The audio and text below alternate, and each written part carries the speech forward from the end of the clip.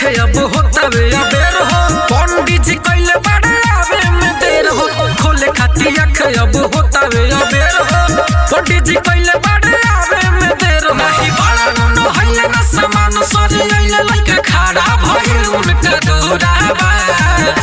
कि पूजा अभी आधा अधूरा बा बनल पर शादी न पूरा बा कि पूजा अभी आधा अधूरा बा बनल पर शादी न पूरा बा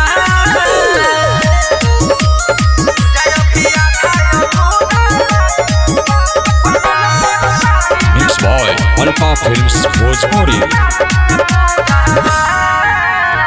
पूजा करता सभी मिल ए मैया भक्ति में होई एक लीन ए मैया पूजा करता सभी मिल ए मैया भक्ति में होई एक लीन ए मैया ई तो गइल बाना फूल न ले आइल बट फूल सफला गतई हो बेलूरा बा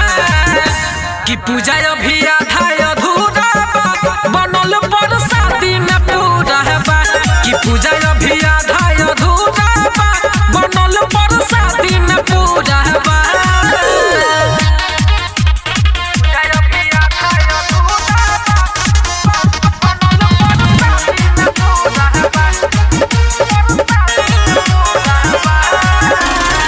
सभे बोलता जयकार ए माई हो बजता गाना झनकार ए माई हो